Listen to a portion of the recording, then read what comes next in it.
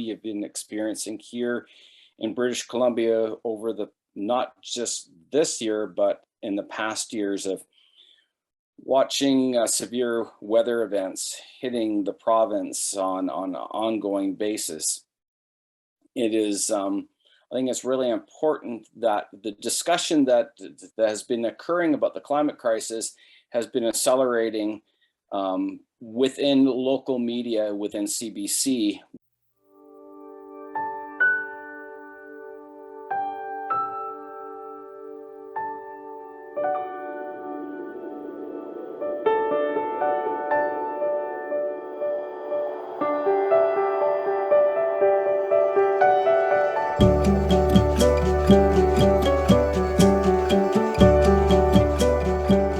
Well, hello, everyone, and welcome to the Climate Emergency Forum. So, are you sensing any type of atmosphere in here? Because I know I am. Perhaps an atmospheric river? Well, up for discussion today, we're going to be discussing up the atmospheric river without a paddle. And if you've ever felt like you've been up a river without a paddle, trust me, it's never been quite like this. And in all seriousness, we're going to be talking about the extreme rain events that we've seen in British Columbia, Canada, and also in Washington State and the Pacific Northwest of the United States. But today, specifically speaking to British Columbia. And to that, I'd like to introduce Raymond Ford. He lives in British Columbia, and as a matter of fact, he lives in 100 Mile House in British Columbia. And he's been witness to the atmospheric river bombardment. He's a world-respected mass spectrometrist who works with multiple different manufacturers of the equipment. He has worked with NASA and JPL, and he trains, refurbishes, and installs mass spectrometers. And if you're wondering, as I was before this show, what a mass spectrometer is and what it does, well, I can tell you they have multiple uses.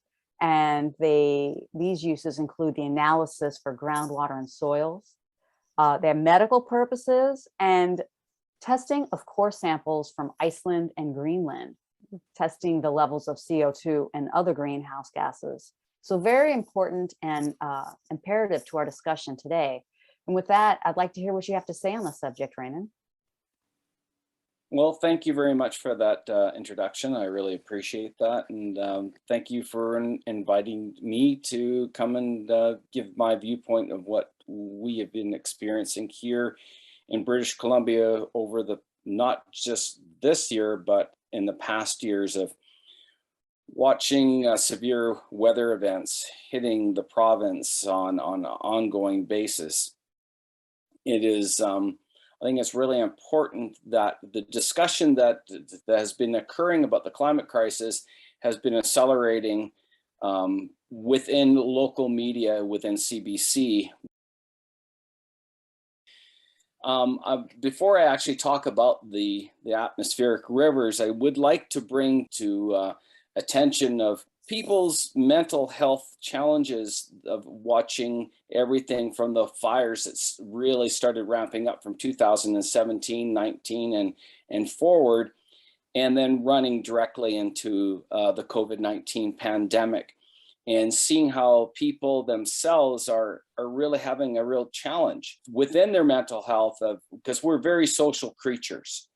And once 2021 hit us, I was personally seeing and hearing many people taking their lives because they cannot emotionally deal with the intensity of what is occurring on our planet. And our governments need to start telling the truth, really what is physically happening, instead of just whitewashing it or greenwashing it or just kind of passing it away that it doesn't exist, that we really are not experiencing these difficult times. Everybody globally would have heard about what happened with the heat bubble situation that happened here in British Columbia, and watching Lytton in horror as it burnt to the ground. I live roughly about an hour and 3/4 drive north of Lytton itself. And we experienced the same temperature anomalies. The hottest it got here at our homestead, here in 100 Mile House, we got up to 49 degrees on several days. And then we had multiple wildfires occurring around us. And one day we had a very large storm cloud that came over top of us. And we had something called a flamigatus. It's a storm cloud that's formed from a wildfire. And listen to it physically. I have this on video of it percolating over top of our area. And for the next 3 hours, we were bombarded with lightning strikes. And when it actually was all over, we had 36 fires burning within a 20-kilometer radius around our home. The closest one to my house was only 1.5 kilometers. Where we were told that 100 Mile House was being evicted by a couple of people on social media, it created mass panic. And we were seeing our local grocery stores completely stripped of everything. I knew that it was going to be really hard for people to be able to grasp what was happening here because of the level of devastation. It was incredibly sad, and to see the destruction unfold, and then to see person after person after person all totally on reactionary mode. I don't know what the specific answer is, other than the fact that we need, as a community, and as we're already seeing, people pulling together, people, not knowing what to do because government's not reacting in a fast enough time frame. Specifically, coming back to the wildfires, the government of British Columbia was not reacting to calling in a specific emergency and sending out the troops. During my one time that I drove down to the coast on visiting a customer site, I noticed exactly where the fires had traveled throughout the Fraser Canyon. And where the main slides that did occur, knocking out the highway on highway number 1, they were in a specific area where the wildfires had really sat down and done massive destruction in the hillsides. So when the waters hit that specific area, there was nothing to hold the moisture back. And so we had large mud flows and water flows that came in and destroyed the highways at that particular point.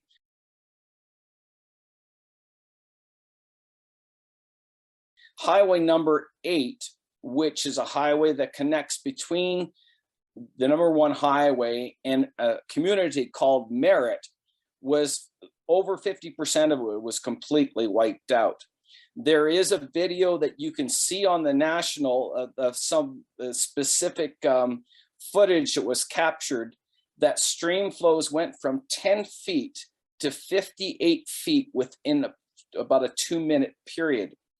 The best way to describe what it looked like was a tsunami coming down the mountainside. Earthnullschoolnet has become an incredibly good tool of being able to see exactly what is physically going on, and where the rivers are physically occurring. Some of the storms that we've been physically seeing already are over 10,000 miles in length. And that is incredibly mind-blowing to see the amount of energy that's being released out of our oceans. Something that I did notice through Earthnullschoolnet, that a very cold anomaly of air was sitting over British Columbia at the same time that a very moist, large amount of air was coming in. And it is my speculation that we saw a condensation event that occurred at that particular time, somewhat similar to what happened to Italy about about 4 weeks ago, where we saw 29 inches of rain released in a 12-hour period of time. So I speculate that that is exactly what is occurring, that those anomalies of temperature differential embedded within the jet stream was what is causing that, along with the U-shaped bend as the atmospheric river is pointed directly at that specific region. Something as an observation I've been seeing every time I have heard about a flooding event around the globe. I've actually gone back on Earthnullschoolnet and actually set up the parameters to see if that specific anomaly is in place. It happened with Italy. It happened with British Columbia. I've also seen it happen in China, and also the snowstorms that hit Brazil, a very similar sort of event. Along with the heat dome collapse, we had the same anomaly with a U shape. It has also been noted through the national, there was which is a portion of CBC News, that 1 in 10 Canadians do not have any insurance to deal with flooding or fire. And so I am curious to how is this going to specifically affect the rest of humanity if we are going to be dealing with huge atmospheric rivers in the future. How are we going to physically respond to that?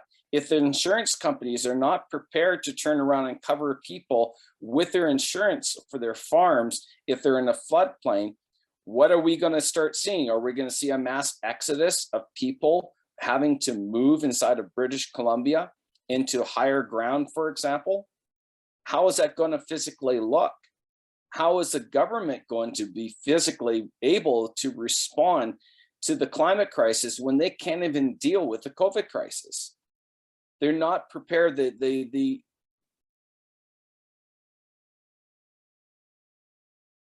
politics of today are not even in place to even address this.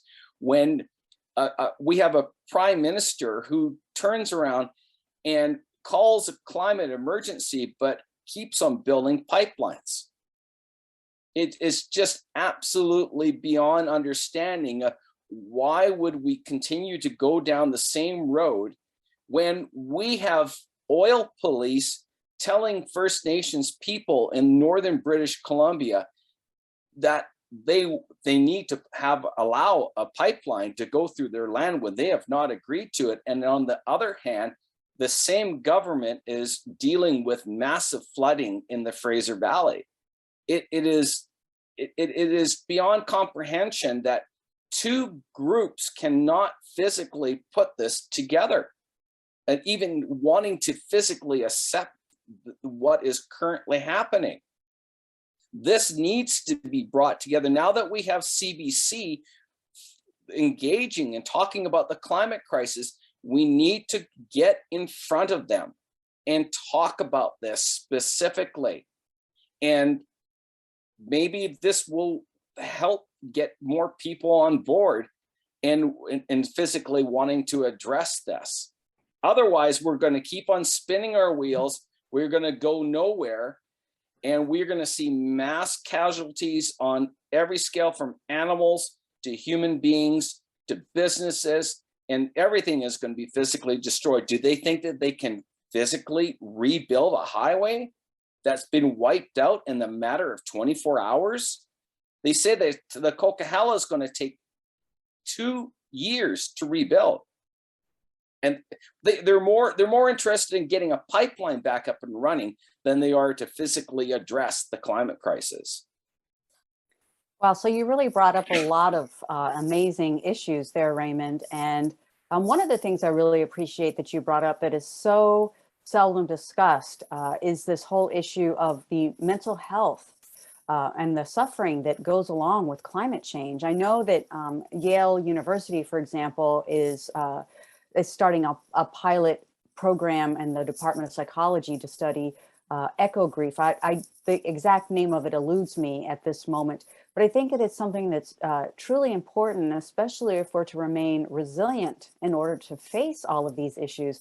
And I'm wondering if you have any thoughts, with flooding, with the most recent flooding, flooding being one of the most dangerous effects of climate disturbance, what do you think that our governments, or even maybe just completely obviating the governments, what can our physicians do to help people with this crisis, this mental health crisis, in order to be able to face what we've got coming towards us in the future?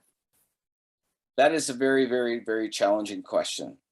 And I'll say that because I have lost two friends over the past year that have committed suicide due to they've been losing hope.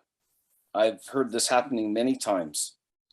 And I think it's something that needs to be talked about. It's a difficult subject to talk about, people taking their lives because of their mental health breakdown. But it's something that is necessary to be checking in with one another. And how do you feel inside specifically? I'm very fortunate to be involved with a community that we're not in this all by ourselves. And that to me is really important, that we need to talk about it. We need to talk about how we feel. Thank you so much for that, Raymond. Yeah, that's got to be part of the climate conversation.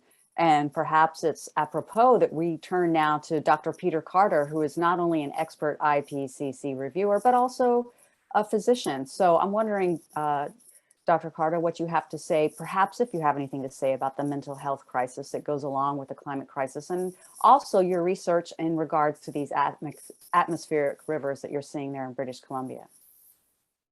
Sure, thanks. And thanks, Raymond, for bringing that up and your wise advice that, we should express our feelings and share and talk amongst each other. We really do need to do that. Those of us who've been involved in this for decades and seeing everything get worse far faster than the assessments had ever told us. I mean, far faster. We're getting these unprecedented extreme events today that were not supposed to happen until the end of the century, right?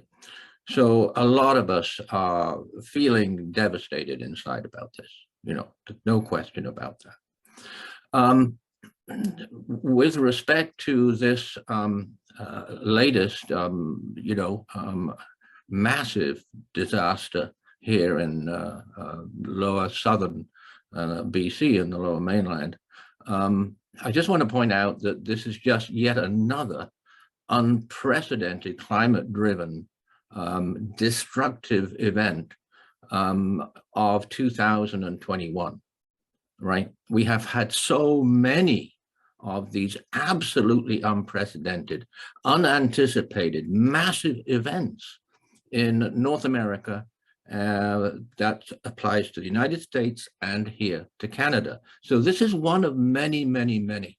And we know from what the IPCC Working Group 1 says that they are inevitably going to get worse very, very quickly. And they are getting worse very, very, very rapidly as it is.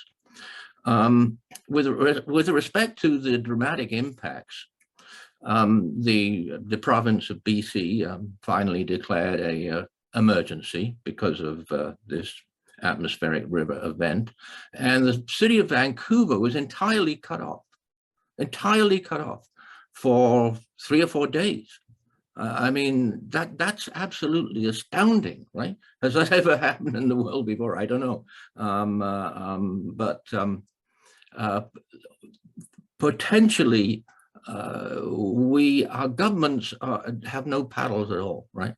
The worst thing of all is that we're going to hit 1.5 degrees C in 2030. So everything's going to ramp up tremendously. All of these things, atmospheric rivers, heat domes, mega droughts, they're all going to ramp up. Our governments not only are not doing anything except making matters worse, as Raymond said, as pushing more and more fossil fuels, but they're in a complete delusion and denial. They're not doing anything to prepare for what we know is going to, a lot more of these are going to happen. Government's completely ignoring that, right? No preparation, no thought of how can we possibly adapt and protect ourselves from this. So that's that. Of course, the other huge thing, of course, was the Coquihalla Highway being swept away. Now this is a relatively new major highway. So constructed, as strong as highways can be constructed, because this highway goes over very, very, very ragged terrain. So for this highway to be taken out, it's absolutely amazing. So what happened here? Well, I've learned a lot. I must confess, I didn't know a heck of a lot about atmospheric rivers. So coastal British Columbia, we get them. We get 20 or 30 of them in a season. But of course, nothing like this one. What happened here was that in British Columbia, actually, we had a winter heat wave. In British Columbia, we had 30 temperature records set, and temperatures reached 20 to 30 degrees higher than what's normal. And this actually fits with the science, although obviously we're much more aware, and so we should be, of the extreme summer heat waves. In the wintertime, the heat goes up even more. So this is really what drove this atmospheric river. And you could see it from the satellites. It came into the coast and then it sucked up vast amounts of water, right? I mean, just incredible to see those images. And the research, well, the models are, as with so many things, they're sort of different, they're variable. But research down here says that the number of atmospheric rivers along our coast could double. That's just a number. Thank you so much for that, Peter. I mean, it really is astounding that, Vancouver, a city of over 2.5 million people, was essentially an island due to this flood. I mean, it boggles the mind, and you have to wonder what are the governments and municipalities taking from this? What will they implement for the next time? Because there surely will be a next time. And then, of course, you see the hubris of man. The Coquihalla Highway. This is, as you said, fairly new infrastructure, close to 350 miles of highway, just gone in a flash. Not all of it, but certainly a huge portion of it. And it brings to mind the newest subway in China that was flooded, inundated.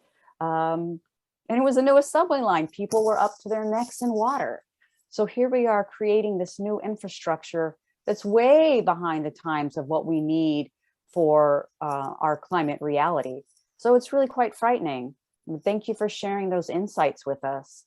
And like you, I'm fairly new to this whole atmospheric river concept. And I'm wondering if, Paul, if you may be able to share some of the science behind it, or like maybe just what is an atmospheric river? Yes, thank you, Regina and Peter and Raymond and everybody, all the viewers. Thanks for tuning in. That highway, which I couldn't pronounce, and I won't try it, but you know the one I'm talking about. There's some portions of it where actually the side of the mountain came down, and there were some drone images of showing both ends of the highway and a huge chasm or valley between the two ends. And there's no way that they can fill in that valley with rock and earth and rebuild the highway. If they're going to have the highway there, they have to build a new bridge, to gulf the chasm that has opened up. It's just kind of, the pictures are mind-boggling. So yeah, the root cause, atmospheric rivers. I mean, it's very descriptive, a good description, because it's essentially very, very high humidity air in going lengthwise, up to, as Raymond said, 10,000 kilometers. And it's generally fairly narrow in width and also in depth. And this is not a new phenomena, but it's becoming, I would wager that most people in Canada, let alone British Columbia, didn't even, had never even heard that term atmospheric river a few months ago. But it's not a new phenomena. California has been regularly hit with atmospheric rivers. at certain times of the year, causing the landslides in the state. And one name, in fact, you can check on Wikipedia, but the term is the Pineapple Express.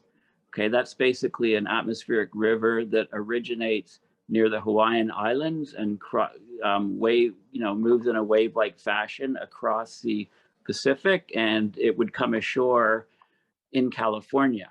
And it happens often enough that they named it the Pineapple Express. The problem is that the oceans are absorbing over 90% of the heat. So, global warming, climate change is warming up. The oceans are taking the vast majority of the heating. There's also heating that's going into melting the snow and ice in the polar regions. And only, say, 5% of the heat is heating the atmosphere, which is causing all the effects that we're seeing, the increase of extreme weather events, increases in frequency, severity, and duration of extreme weather events, and waviness of the jet stream. Because of the warming ocean patterns, the atmospheric river phenomena has moved northward, and it's crossed the Pacific Ocean at higher latitudes, and it's been coming into British Columbia on a regular basis over the last few months. Multiple events, each event bringing huge amounts of rainfall in the mountainous hilly regions of British Columbia. And then when you're in a hilly region, of course, all that water that falls over a large area is then channeled and focused into valleys and rivers, causing them massive overflowing and causing all of the grief that we see. Also, about 100 years ago, there's a region of BC, central BC, that was basically a shallow lake. And that lake was pumped out. And of course, the land there is very fertile for farming because of the sediments from the lake bottom. But the water has to go somewhere. And when there's vast amounts of water falling over large regions, it gets concentrated and focused, and that lake has reappeared. Levees were broken and that lake basically reappeared. So this is not a new normal. We know the statistics of weather has changed because the climate is no longer stable. So if we talk about a 1 in 100 year or 1 in 1,000 year event, those only have meaning in a stable climate. But because we've destabilized the climate by changing the chemical composition of the atmosphere with the greenhouse gases, those statistics are out the window is one thing. The second thing is, if you take the increase of warming here, and suddenly it spikes up, and we're on this shoulder, it's spiking up. So we can expect an acceleration of all of these type of events. My concern with the atmospheric rivers is, as the ocean continues to warm further and further north, I can envision getting atmospheric rivers crossing the Bering Strait, going right into the Arctic. So just imagine for a minute with the warming of the Arctic and loss of sea ice, et cetera, and increased warming, imagine an atmospheric river crossing Greenland. Okay, torrential rains on Greenland, cutting into the ice. There's no way the ice shelves will be able to withstand, continuous atmospheric rivers. So it's not going to be centuries for Greenland to melt out. I could see it happening in decades if this atmospheric river phenomena reaches far into the Arctic. Well, that's truly, truly frightening. And I have read of late of increasing rain in the Arctic. And of course, this is highly problematic as it chisels away at the ice sheets, as you so clearly said. And I'm wondering, you had spoken about the movement of these atmospheric rivers, and are there areas specifically that are more vulnerable? For example, I'm thinking of, well, when you said high humidity in the atmosphere, does that relate to over the oceans? I'm also thinking of the hurricane-prone places such as Louisiana, such as the Houston area. Are they potential targets for atmospheric rivers, or is this simply seen on the coasts? Well, the atmospheric river term, actually what's happening with the jet streams slowing and becoming wavier, we're getting more persistent type of weather patterns. So the atmospheric rivers are like a persistent high moisture level region of the atmosphere. And it's, you can think of it as almost like a fire hose connecting the water that evaporates from the ocean, goes up into the atmosphere, high humidity there, and then being carried over land regions and dropping the rain there. So it's almost like a fire hose connecting the ocean to the land. It's mostly on the west coast in the Pacific Ocean, west coast of North America, but there are large streams of moisture also on the Atlantic side. And I've discussed how a superstorm like Harvey really slowed down and almost stopped over Texas, and it was half over the ocean and half over the land, and it was almost like a fire hose bringing water from the Gulf of Mexico into Texas. And as we get more and more warming of the Arctic and the jet streams become more fractured and broken, monsoonal type effects will dominate a lot of regional patterns. So the ocean is the monsoonal type patterns. When the monsoon is on, is you get the hot air over the land rising, creating lower pressure at the surface, which brings in moisture laden air from the ocean, and then that rises and condenses and produces the large rainfall on the coastline. So it's like a monsoonal type effect that many coastlines will become subject more and more to. And that's, it's a bit different. I wouldn't call that an atmospheric river. It's more like a monsoon. Like a monsoon might be considered as a very localized atmospheric river, if you like. I mean, the terminology is, we're getting more and more of these effects, so it's becoming more important for the public to start understanding. So there are new terms and ways to describe it. Thank you so much, Paul. So Raymond, I'm wondering if you have any final thoughts that you can offer on this atmospheric river phenomenon or anything else going on in BC? If people are living in a low-lying area, such as dealing with Merritt or Princeton, if you're living near a river, you should be considering moving. That is what I would turn around and say to anybody when it comes to, even with dealing with wildfires. How do wildfires move? They move from low to high. They typically will not move from a high elevation to a low elevation in a valley. But if you are living in a valley, you should seriously consider moving due to what we are physically seeing. I can only imagine the horror with people turning around and seeing a tidal wave like formation coming down the mountainside. I mean, how do you physically, it's like a science fiction movie, to see what is physically happening. It's very challenging to me emotionally of how to actually deal with this ongoing. I'd like to add just one thing. It's very dystopian, as you say.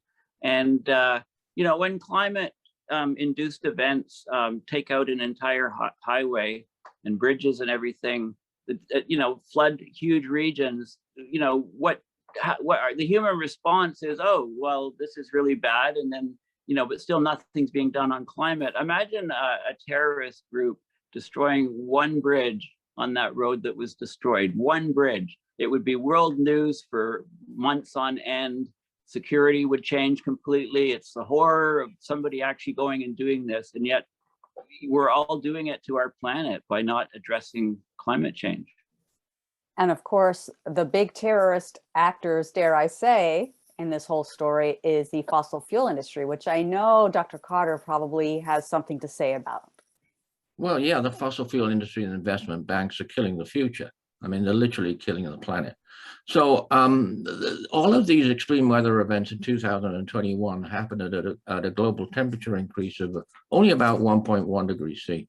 We will be at 1.5 degrees C in about 10 years, right? Can you imagine how extreme and devastating these extreme events are going to become? And if you can imagine, you're going to think of the children in your life, and you're going to think of all the children in the world. And that brings me to, in retrospect, this will be recognized as the most important statement ever made by anyone, certainly by a scientist. And it was made in the Glasgow COP26. So Hossein Lee, Dr. Lee, who is an economist and the chair of the IPCC, in his opening statement said that we will be at 1.5 degrees C, which we will be at, and 2 degrees C, he says, unless global emissions are put into immediate, rapid decline. So this is the only answer to what we're going through, and it's the only answer to afford some protection to the future and some protection for the children, who of course we all love, as we love this planet as well, which is being destroyed by the corporations, by the fossil fuel industry, and by the investment bank industry. So we all have to push on this one scientific reality that emissions have to go down now, this year. We all have to push for that, and forget about feasibility. Forget about political feasibility or social feasibility. I mean, we're talking survival here, right? So we've all got to work on that, and we all can, and we all will, I know. Thank you very much for those very wise and important words, Dr. Carter, and thank you for breaking through denial of 1.5 is still alive, because we know that that's a lie. And I want to thank everyone who's watching and who was able to stay through this episode. I know it was very difficult, but of course, we feel it's important to let you know what's really going on. And I also want to thank Raymond Ford for joining us today. And thank you for bringing up earth.nullschool.net. We'll be sure to put that link down in the description. And if you learned something during the show, please share it with someone. And if you haven't subscribed yet, do so, because we want to make sure that you are made aware of each and every show that we put out. We try to do one weekly without fail, and go ahead and click that bell whenever a new video comes up. You'll get a little ring. So thank you very much for doing all you can do to learn all the information that we have to give you. Have a good day.